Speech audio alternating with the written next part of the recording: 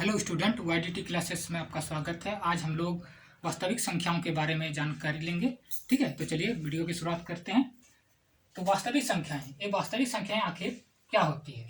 तो देखिए, जिस तरह प्राकृत संख्याएं, पूर्ण संख्याएं, पूर्णांक, परिमेय संख्याएं और अपरिमेय संख्याएं होती है, तो इन सभी के समूह को हम लोग वास्तविक संख्याएं कहते हैं। यानी ये सभी वास्तविक संख्याओं के अंतर्गत आते हैं। ठीक है, तो हम लोग एक एक करके सबके बारे में जानते हैं। जैसे पहला है प्राकृत संख्याएं। ये प्राकृत संख्याएं क्या होती है कि एक से लेकर जितने भी धनात्मक संख्याएं हैं अनंत तक, इन्हें हम लोग प्राकृत संख्याएं कहते हैं। ठीक है, दूसरा पूर्ण संख्याएं। अगर हम लोग प्राकृत संख्याओं में जीरो को भी शामिल कर देते हैं तो ये सभी पूर्ण संख्याएं कहलाती है, ये अनंत तक रहती है। ठीक है, तीसरा पूर्णांक। जब हम लोग ऋणात्मक संख्याओं को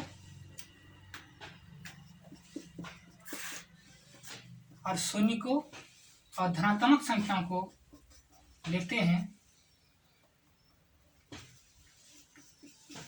ये अनंत तक, और ऋणात्मक संख्याएं भी इधर अनंत तक जाती है, तो इसे ही हम लोग कहते हैं पूर्णांक।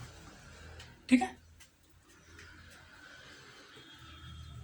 अगला देखते हैं हम लोग परिमेय संख्याएं। ये परिमेय संख्याएं क्या होती है?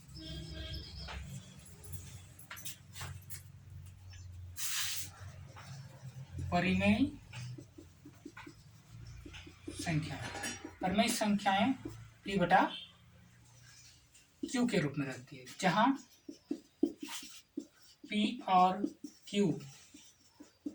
पूर्णांक है, Q नॉट इक्वल टू 0 तथा HCF PQ इक्वल टू 1। ठीक है, तो परिमेय संख्या P बटा Q के रूप में रहती है, जहां P और Q पूर्णांक है, Q नॉट इक्वल टू 0, यानी Q का मान 0 नहीं होता है। ठीक है, और HCF PQ यानी P और Q का जो मौसा है वो 1 होता है, यानी P और Q का उभयनिष्ठ गुणनखंड सिर्फ 1 ही होता है। ठीक है, तो इसे संख्याओं को हम लोग परिमेय संख्या कहते हैं। जैसे हम लोग उदाहरण ले सकते हैं 3 बटा 5। ये देखिए, 3 का गुणनखंड कौन कौन होता है? 1 और 3। 5 का 1 और 5। देखिए यहाँ उभयनिष्ठ गुणनखंड कौन है? 1 है। ठीक है, तो ऐसे संख्याओं को हम लोग परिमेय संख्याएं कहते हैं। जैसे बहुत सारी संख्या हो जाता है, जैसे 7 बटा 5। देखिए यहाँ 7 का गुणनखंड 1 और 7 और 5 का 1 और 5। इसमें उभयनिष्ठ गुणनखंड कौन है? 1। तो ऐसे संख्याओं को हम लोग परिमेय संख्याएं कहते हैं।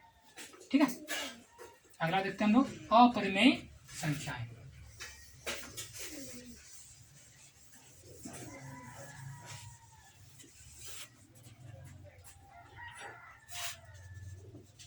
अपरिमेय संख्याएं, देखिए अपरिमेय संख्याएं जिनका वर्गमूल नहीं निकलता है, उसे संख्याओं को हम लोग अपरिमेय संख्या कहते हैं। जैसे √2, √3, √5। ठीक है, तो ये सब क्या है? ये अपरिमेय संख्याएं हैं। इसमें हम लोग दशमलव के रूप में भी रहता है, जिसका दशमलव प्रसार वसानी अनावृत्ति, यानी वो रिपीट भी नहीं होते हैं उसके दशमलव प्रसार, और कभी खत्म भी नहीं होते हैं।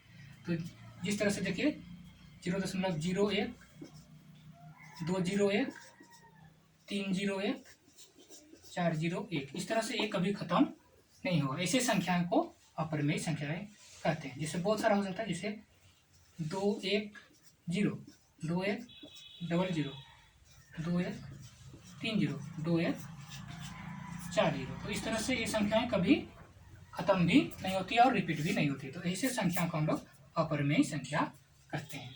और पाई भी एक अपरिमेय संख्या है।